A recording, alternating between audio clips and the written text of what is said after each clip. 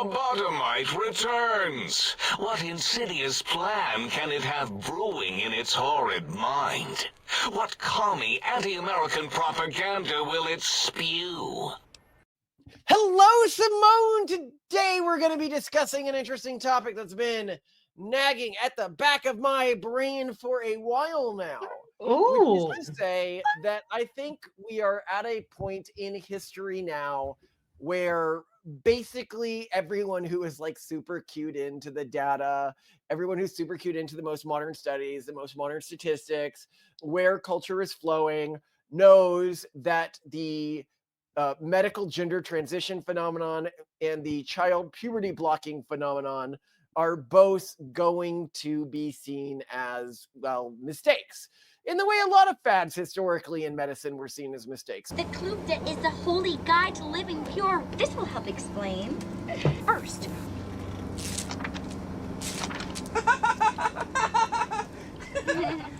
oh, yeah. An oppressed minority?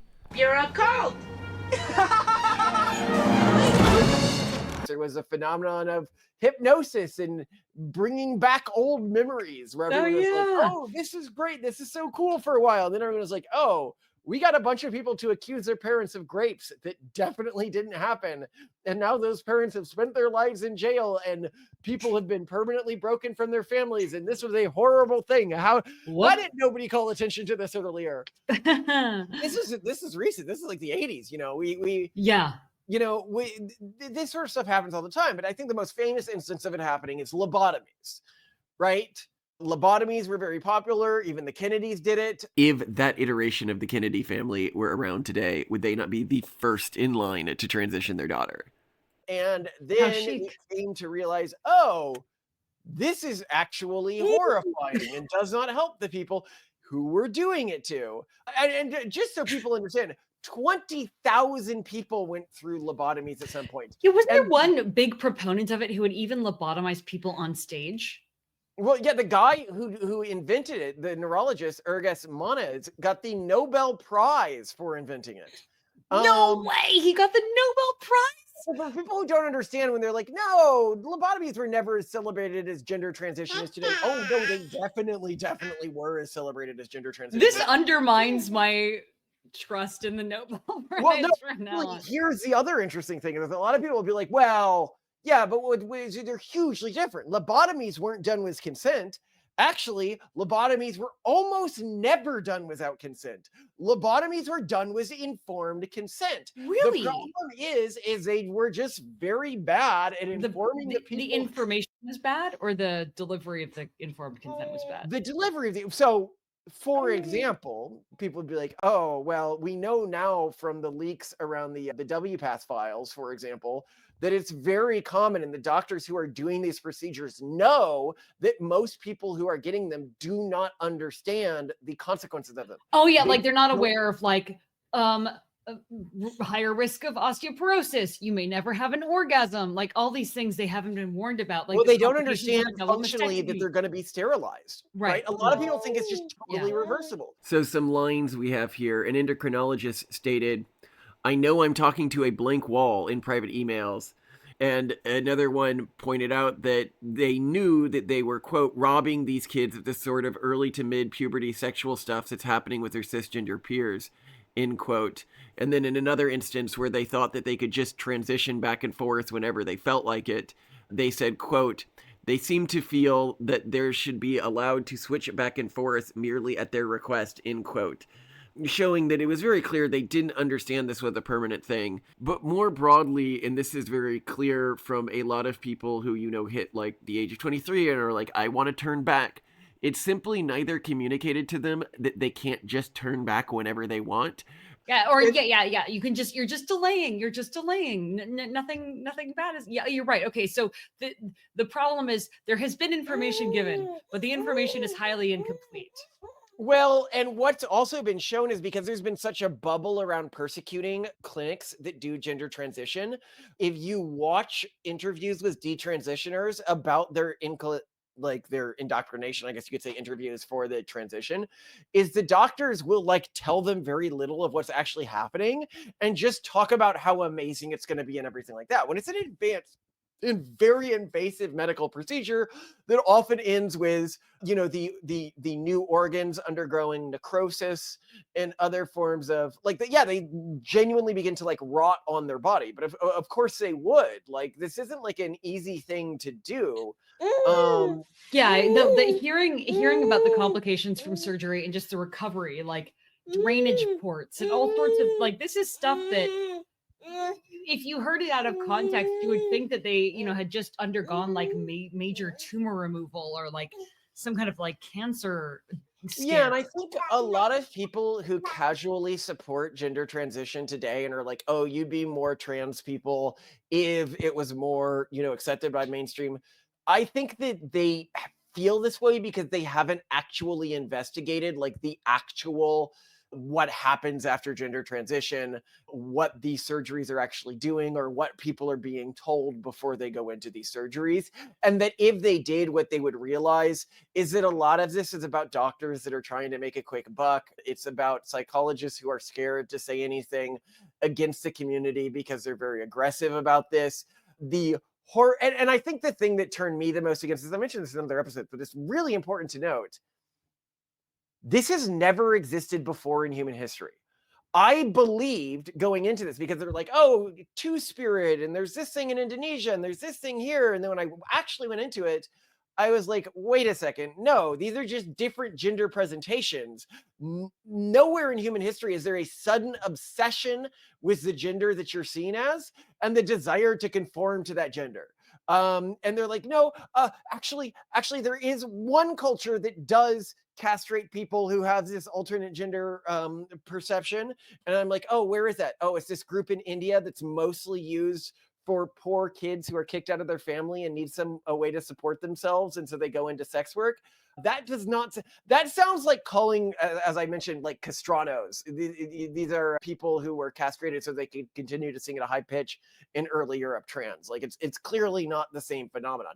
And when I realized that like this is a phenomenon that has never existed before in human history and has a 50% attempted unaliving oneself rate, I was just like, oh, like this is just obviously like a bad mimetic contagion that needs to be stopped, or a lot of innocent people are going to suffer. And you're like, no, I really feel it. And it's like, yeah, but like I've known anorexic people, and we also know that anorexic is the same category of mimetic contagion. What I mean here is anorexia also appears to be a culturally driven disease and not a real one that we see in history. But that doesn't mean that people who have it don't 100% believe what they're saying. And if you could stop it from spreading, like the mimetic contagion from spreading, of course you would do everything you could to stop it. But so then my question is like, how is this going to end? What would it ending look like? Let's look at lobotomies, a very analogous procedure. So the last recorded lobotomy in the United States was performed by Dr. Walton Freeman in February 1967.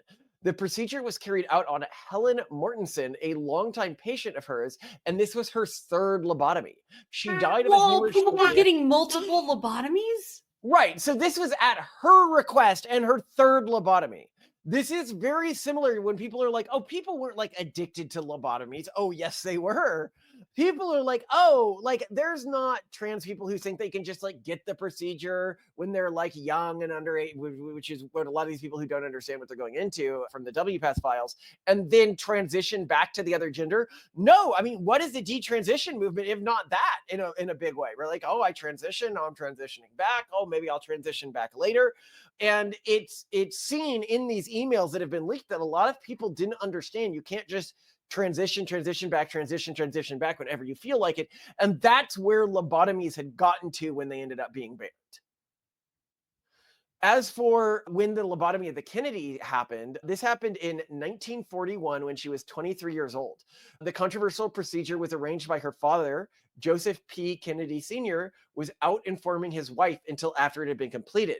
The procedure led to Rosemary being permanently incapacitated, unable to speak intelligently, and with the mental capacity of a toddler. She lived in a mental facility for the rest of her life. So why did the tide turn against lobotomies? Poor patient outcomes, As more lobotomies were performed, the devastating side effects became increasingly apparent. And I think that this is what we'll see with gender transition as more people begin to speak publicly about the smell of rotting flesh that comes from their genitals, about the other, because this is the key problem with gender transition as it's observed by the general public today, is we are seeing it primarily from influencers in the euphoria phase, which is generally recorded as almost everyone has. Immediately after you transition, even the people who really regret it have a euphoria phase because the chemicals that you're taking create a euphoria phase. If you're not used to taking loss of estrogen or loss of testosterone, it will create a phase of short-term euphoria for about like a year and a half period before the dread sets in. Second is that the moment somebody, I was recently at the Heritage Foundation Gender Research Summit and talking with a lot of G transitioners, and they're like, yeah, I get threats on my life constantly for talking about just like my lived experience, right? And that you're just not going to get this if you're doing the opposite thing. If you're out there celebrating this. And then you have the final problem, which I think is the biggest problem with gender transition right now, is a lot of the gender transition stars are using filters. And so the general public doesn't know what they really look like. They don't know how rare it is for somebody to actually pass. And so they look at someone like Dylan Mulvaney, and if you look at, for example, if Dylan Mulvaney was out filters, she looks like a guy. She looks very strange. She does not look like a woman. But if you look at her with filters, you're like, oh, that's a very normal looking woman. And I think that a lot of people don't realize how rare passing is. And if they understood or internalized this would be much rarer than it is. The other thing that happened was the development of antipsychotic medications, the introduction of chlorrazepine, in the 1950s provided a safer, non-invasive alternative for treating mental illness. And fortunately, we already know that for gender dysphoria, antipsychotics actually work. They're incredibly effective at dealing with it. We're just not allowed to talk about this yet. But I think as people begin to understand just how high the rates of genuine regret are when you're not being tormented and terrified by your community, this is going to become more common, especially among people who are pressured into doing this when they're kids. And as we know from the study, gender discontentedness and nonconforming use, over 9 out of 10 of the 11-year-olds who want to transition do not want to are perfectly happy with their birth gender by the age of 23. And we also know now that hormone, like the puberty blockers that they take, they have a significant effect on IQ. We've seen this in animal models. It's about a 1 standard deviation decline. You can't just stop somebody's mental development. Of course, anyone should have known that. I think that the trans community is acting in bad faith can be seen by the types of arguments they use. One of the things that they'll frequently say is, oh, puberty blockers have been used forever in young people, and lots of studies have been done. It's like, yes, they've been used forever in delaying precocious puberty. That's puberty happening outside of the correct developmental frame. Of course, if somebody is developing with the correct developmental frame, however you achieve that with puberty blockers or without, they will have normal and correct mental development. If you disrupt that frame by either allowing them to happen too early or too late, you are going to get abnormal mental development, because a lot of mental development happens cued to those hormones. And they have a significant effect on most people who get them are infertile. And this has even been leaked in the emails that have been claimed through FOIA requests now, that the doctors who are giving them know that they're functionally sterilizing people, but they're just like, yeah, but it's not that big a deal, and we're getting paid for this, and I want to support this, and blah, blah, blah. But a lot of this is being covered up. Is just how bad this stuff is. Or, I mean, one of the things that always got me the most was the Travistock files when they were released. And it turned out that Travistock knew that putting someone on puberty blockers increased suicidality, but they were covering that up. So yeah, not great all around. The data is super, super, super, super, super against this at this point to anyone who's looking at it from not a brainwashed perspective. And we've drawn the correlation between this and anorexia before, and knowing people with anorexia in the past, I understand. If you bring an anorexic data, you see you're unhealthy, you see you're less attractive, they just won't listen to it. It's very hard to get through when somebody develops this sort of obsession around. I was just fine until you all decided to teach me a lesson by scheming against me. Now even my boss says I have a weight problem. You do have a weight problem! But it's not that you're too fat. You keep thinking you're fat no matter how skinny you get. That's ridiculous. Look at me. It's worse than we thought. I know. I'm a huge tub of lard. No, you aren't. You're just suffering from a delusional state. Oh, I'm not delusional. Tell him, Zach. Bro, don't listen to them. Stan, there's no one there. Who? Z-Man, this is Francine, my daughter Haley. I know, but she won't wear makeup.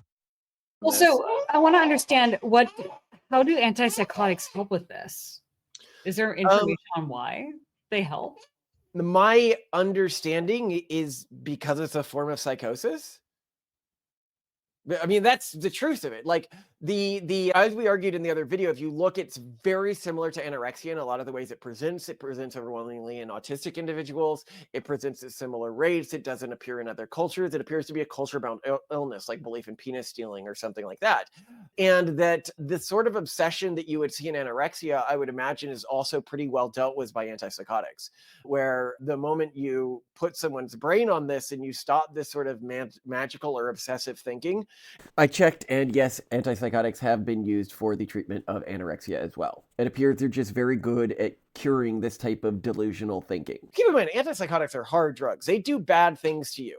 But breaking somebody out of something that has a 50% attempted unaliving oneself rate, like, that's an easy choice. That's an easy choice.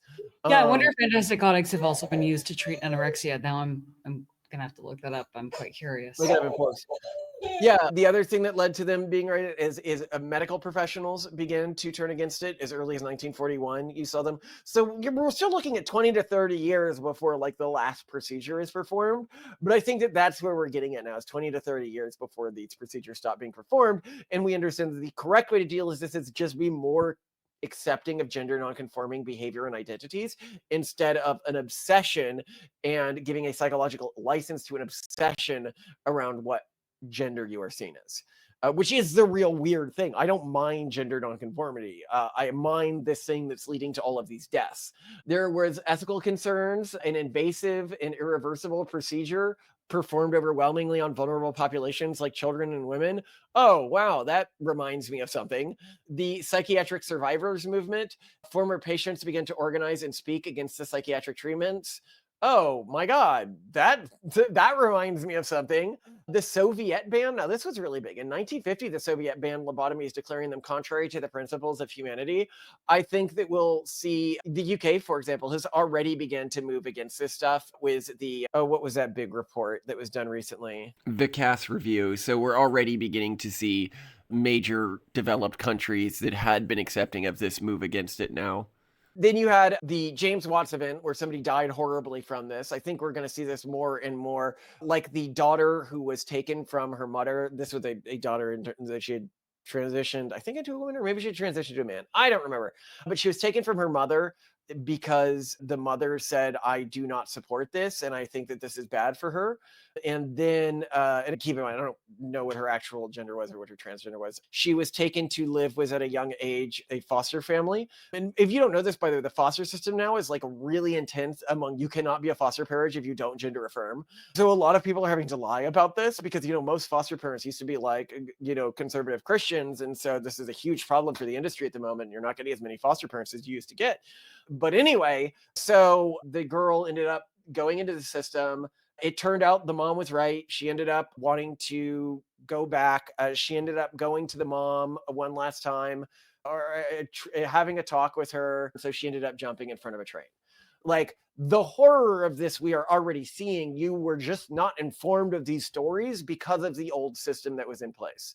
But in multiple states, like in New Jersey, right next to us, if one of our kids begins to be taken in by one of these grooming gangs, they are grooming gangs, they target autistic kids. It's genuinely really good grooming advice. On April 4th, 2023, Postcard reveals he's in contact with 4 minors aged 9 to 13. I've so far sent it to 4 minors between the ages of 9 and 13. I hope it encourages them to transition. When the Onkazone animation became a meme, they got excited over its virality among kids. Manadrain and Orion also fantasized about getting kids on hormones, Orion was the manager coercing him every step of the way. This is apparent by how he talked about him to others. Has he started hormones yet? Yes, but not effectively. I guess that's what you'd expect just telling a retard to buy hormones. They bought estrogen, but no anti-androgen. It would have been more fun if he started hormone blockers at like 12. Haha, isn't that true for everyone? Don't worry, I'll make him into a good girl. Don't blow up our spot, bro. All T-slurs are like that. You can trust me around your kid. It'd be transphobic not to. Me with daycare tots. To Orion and many of his associates, their identity was little more than a political shield. They like have lists, like this kid looks susceptible.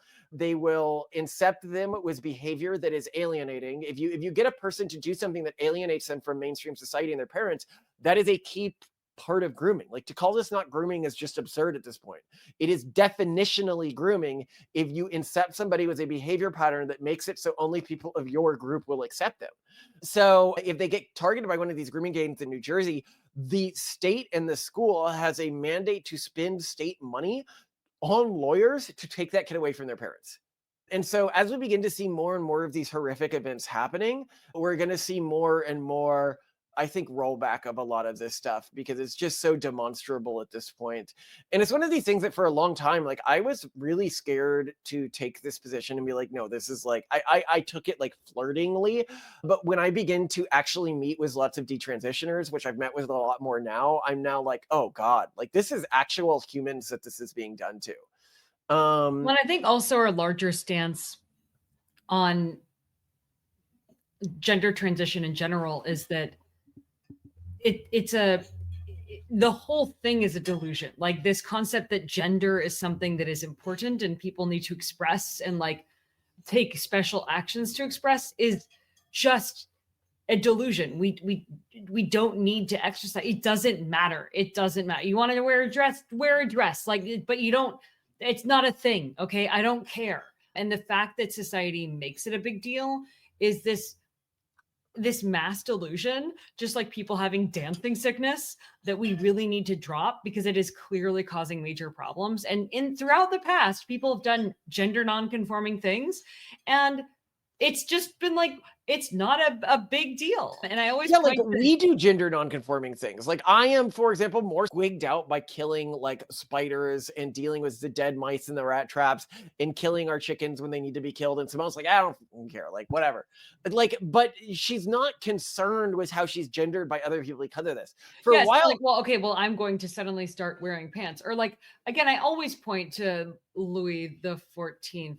The King of France's brother. I think it was the Duc d'Orleans, or I'm obviously butchering that because we don't do French here, but like, people absolutely recognize the fact that he often dressed like a woman and that he had male lovers. And I think one person even like called him like the silliest woman I've ever met. You know, like, people would, but like, whatever, like, he did that and then he would kick ass on the battlefield. And like, it just, sometimes people just did different things, and it just didn't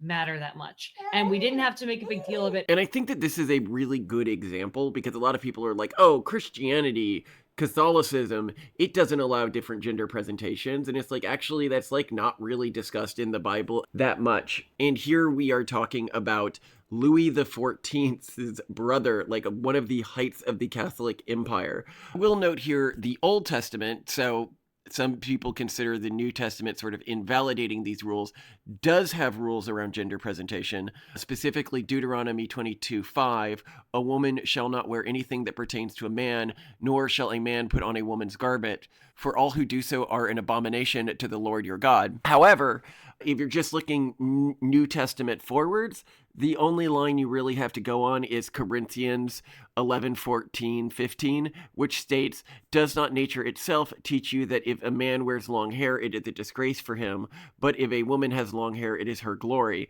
which seems like a fairly narrow statement there. And what we are not saying here is that the genders on average do not have different presentations. What we are saying is that the vast majority of cultures, even Christian cultures throughout history, just didn't make a big deal about it when somebody didn't fall neatly into one of those presentations. And what is toxic about the current movement is an obsession with people who have abnormal gender presentations and forcing them to conform to either a gender binary or some sort of gender categorization scheme. And the fact that we're making a big deal of it is quite Is toxic and quite dangerous. really obviously in the data psychologically harmful. Yeah.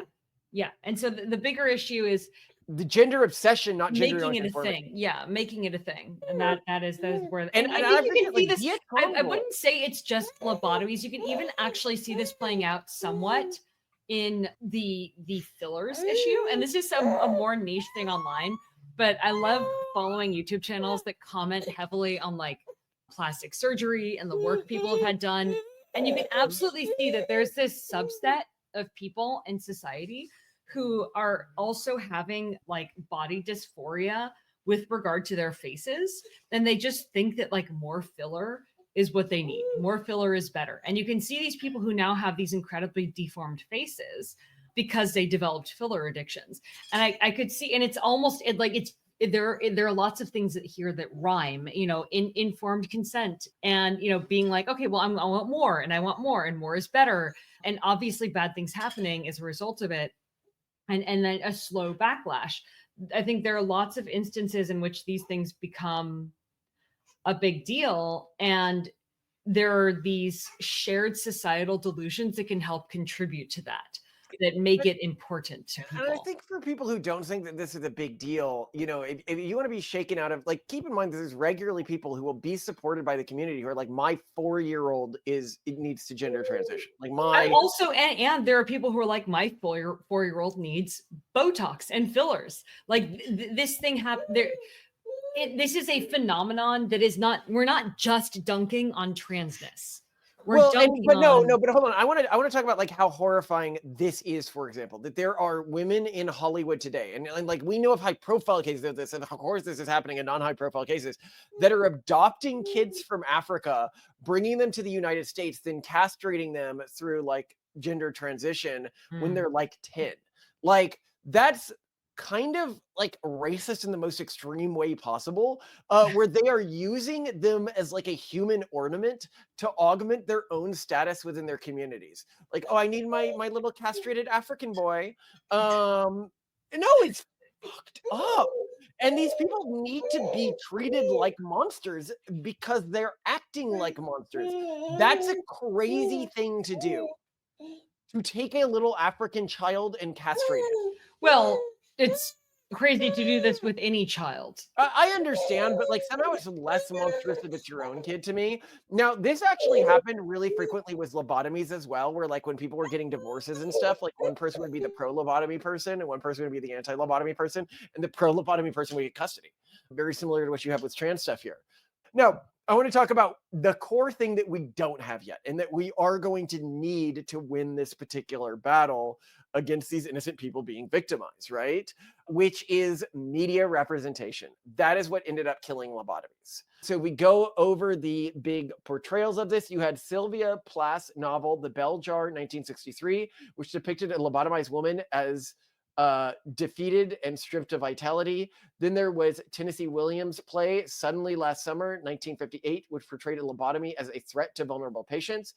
But the real thing that did it was One Flew Over the Cuckoo's Nest, 1975, which solidified the perception of psychosurgery as a tool for controlling the mentally ill patients. And the film won 5 major Academy Awards, including the Best Picture. I'd actually argue that the film probably did a net negative to society, even if it got rid of lobotomies, because it ended the asylums, yeah, where Kennedy was like, I'm going to end asylums and I'm going to replace them with something better and more humane. And he never replaced them. He just ended them. And then we ended up with our current homeless population, which is majority of the people who used to be in asylums, and it's caused a lot of negative externalities from that. But yeah, so I guess if you hear all of this and you know now that like most educated people see this as a social phenomenon, like I mentioned, some people in our comments like trash Scott Alexander when we do videos where we're doing him. They're like, well, I trust you guys and like this other guy, but I don't trust Scott Alexander. Scott Alexander a year ago, so like before us, said 80% of gender dysphoria or of the trans phenomenon is likely a social thing similar to witch penis stealing. And he did this in his witch penis article. It was hidden at the very end, but he wrote this nonetheless. He lives in an environment where this is an incredibly dangerous thing to say. He lives with friends where this is an incredibly dangerous thing to say. And he did it before we did. The amount of intellectual integrity that takes is absolutely astounding. And I think that history is going to really favor him and people like him who stood up against this early, whereas the people who are continuing to do this, I mean, the writing's already on the wall. The pendulum is full in the other direction at this point. After all of the leaks, we know that a lot of the studies that looked like this were good were faked. A lot of the clinics knew that this wasn't helping people. A lot of them knew they were lying to patients. Now the question is just, when do you jump off the wagon? Like, when do you say, oh my God, I need to be on the right side of history on this particular issue? And I don't know how you pressure. I guess the way you do that is you get people to look at the evidence, because I think right now, like, the evidence is so overwhelming. It's not like even lobotomies. Like, the evidence is like stronger than lobotomies at this point. Like, this is hurting people. I mean, lobotomies didn't have a 50% suicide rate. You know, this is clearly like not helping people. But what are your thoughts broadly on this? I think it's going to be one of these things where in some communities, people will be shocked to learn that this is still happening, and in others, this will continue to happen for quite some time. And I think there's just going to be a very weird staccato downstepping from this. And it is going to take some, like, I think in many places, this is just it's going to evaporate, and we're going to move on to whatever the next thing is. And I really wonder what the next thing is. I actually think I know exactly how this is going to play out. This is some major future telling. Okay. I think because I've heard the stories about how the doctors who do gender transition essentially trick people into it by lying to them about the long-term effects and the consequences. Okay. I suspect a detransitioner is going to murder a gender transition doctor who tricked them into this, or a gender transition early psychiatrist who tricked them into this. And it's going to really highlight how predatory these practices are when the coverage ends up happening. And I think that that's going to lead to the media being like, oh, we need to take this seriously. Yeah. I mean, I just think that that's the way this is going to play out. What do you think is going to be the next trans, the next lobotomy, the next addiction to fillers? Oh, we were talking about it in another episode where I was like, oh, this is definitely the next trans. Completely forgot what it was. But yeah, we had mentioned it in another episode. Yes. I was like, oh, this is really effed up that this is happening right now. I think one of the big scandals that's going to happen is going to be the psychiatrist industry, where we're going to learn that the modern psychiatrist today is basically a net damaging thing to the individuals they're interacting with. I can see that. Yeah. Yes. Both a heightening of the issue, like people doing more and more and more sessions with their therapists, like multiple times a week. And then there being some kind of public reckoning with that of, oh my gosh, how is the fact that I'm seeing more of my therapist correlating with less mental health crises? Yeah, like, yes. Oh, America's seeing, therapists at a rate unprecedented, and that seems to track directly with the rates of mental health illness. What's happening now? You can see our video on like therapists. We've done a lot of videos on that. One of the things I've learned recently is I've been listening to people who are currently in the schools that are training our therapists. And here's some examples of conversations that have happened in those schools. In one, he was taught to treat, it's called Uncle Tom syndrome, any African-American who doesn't believe that they're discriminated against. You as a therapist are supposed to see that as a mental illness and help ensure that they see themselves as more of a victimized class before they leave your care. How is that a good thing? Then the other one that I thought was crazy is they, in their class on marriage counseling, were studying The Ethical Slut. This is a book on like, polyamory and everything like that. And this guy mentioned in class, he's like, well, and he thought this was a totally normal thing to mention. I mean, I think we need to have a discussion about how I think monogamy might be better for some people. And apparently this was seen as a really hateful thing to say. And that polyamory and getting over your jealousy of your partner sleeping with other people is just a more evolved form of relationship. And that the default for marriage counselors should be working all marriages towards an open marriage. That's very Brave New World. There are many conditioning sayings that exist in the Aldous Huxley book Brave New World, like that have to actually it's very telling. Like among other things, like they are constantly taking medication called Soma, which I guess is kind of like Xanax, or like it keeps them calm. They're like, a Soma in time saves 9 or something like that. Like that's one of them. And then other sayings they have are like, I'm so glad I'm not a beta, like just to keep you really glad. You're so glad that you're not in some other class of society. And every like, I'm so glad I'm not an alpha, I'm so glad I'm not a beta. But then there's another one of, I think the saying was like, everyone belongs to everyone else. And every time that someone started to get a little jealous or attached, it was like, well, that's a good sign that you need to start, sleeping around with other people, or like letting that partner go a little more, because everyone belongs to everyone else. And that I love that was treated as a dystopia, but like that is the world. Oh yeah, it is really interesting how many elements of that book show up in society today, like the massive use of sort of medication, the massive use of entertainment, the I guess the increase in like non-monogamy. There are elements of it though that of course are very absent in that we are encouraging like class discomfort and status anxiety, and everyone wants to be an alpha, which is not causing a whole lot of happiness, of course. Well, a really interesting thing I heard about psychologists recently, because I was talking with some people who are in the psychology profession, is they were saying that when Trump was elected, there was this big movement among psychologists to isolate themselves. Like, it's because some psychologists were like, well, it's not so bad that he's elected, or like, we need to learn to deal with this. And all of these people were like hard. You think this would be good for their industry? It's like, well, now you got to see me more. Because no. They all have like Trump derangement syndrome. Like they're living in this alternate reality. And so they would form so in other words, they're taking it as bad as their patients are. Yes. Well, no, they're literally experiencing like mental health episodes over just reality. And we can see that the psychological tools they have for dealing with reality are absolutely terrible. Like they do not have any tools other than indoctrination. The guy I was listening to who's in the psychology school, he's like, it's not like they're teaching psychology or good therapy practices, and then on top of that, they are teaching wokeism. He's like, it's wokeism and complete fluff. It's nothing but the answer is wokeism. It's very much a cult at this point of like, yes. And by the way, if you're like, well, then what do I do if I'm experiencing issues? It's a pragmatist guide to life. We wrote it as an alternate psychology model. Lots of people have read it. We've had people tell us, like multiple people have reached out and like, yeah, I was considering suicide until I read this book. Or yeah, like we've had people with kids tell us this.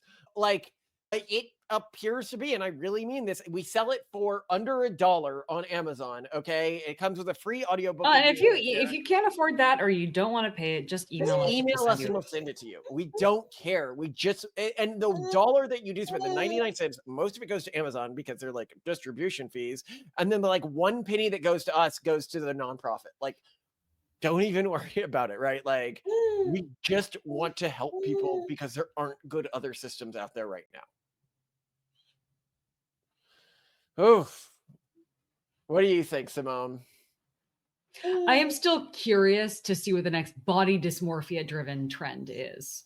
Maybe it'll just go from fillers and anorexia and trans to like something else will be added. Like there's I can see it being Therians being pretty big, but I think the next big scandal is going to be therapists.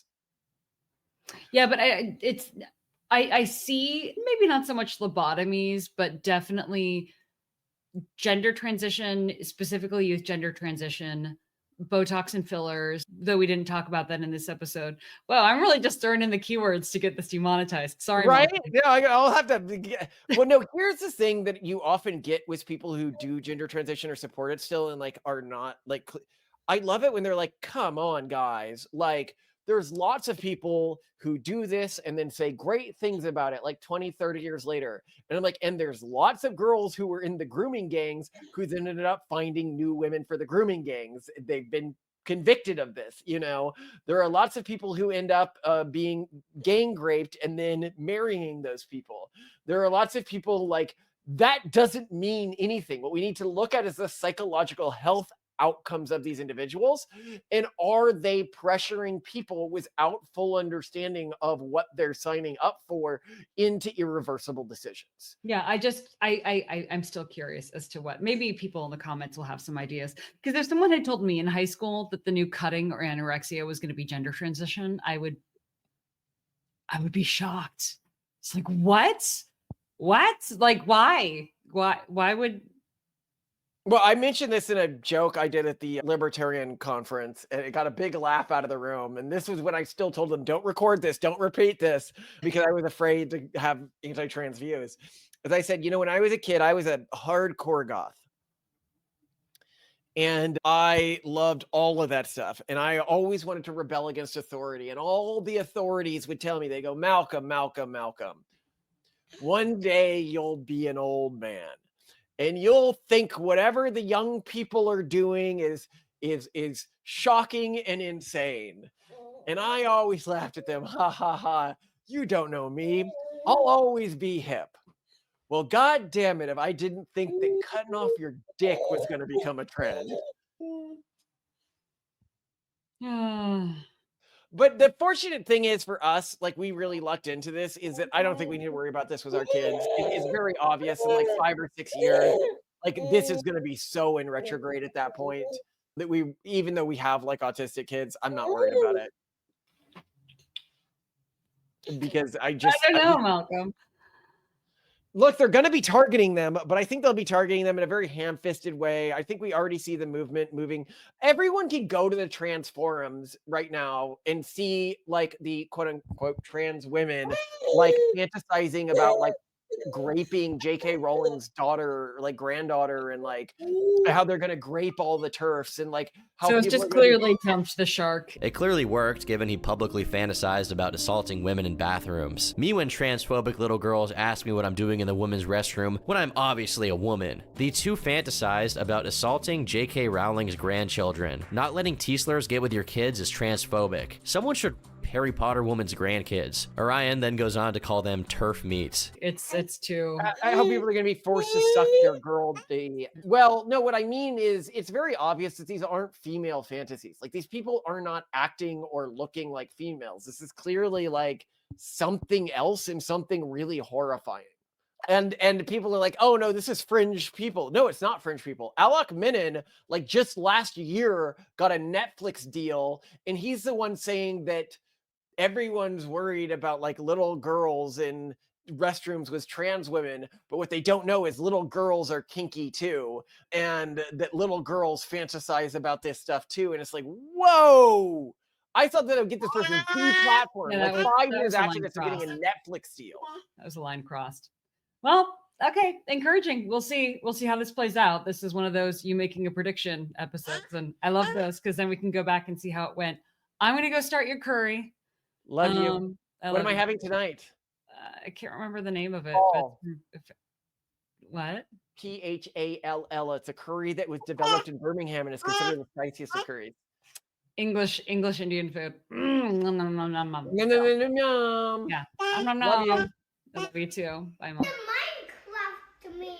It's the Minecraft man that Octavian loves so much, right, Tristan? I was trying to kill that creeper. Oh, yeah? Yes, I was killed with my bow and arrow. With your bow and arrow? Yeah. Is it a bone and arrow or a bow and arrow? Bone and it comes with the arrow. It's a bone that comes with an arrow? Yeah. Are you sure it's not a bow? Yes. You want to open this one, Titan? I'm gonna open this. Okay. Let's do it. And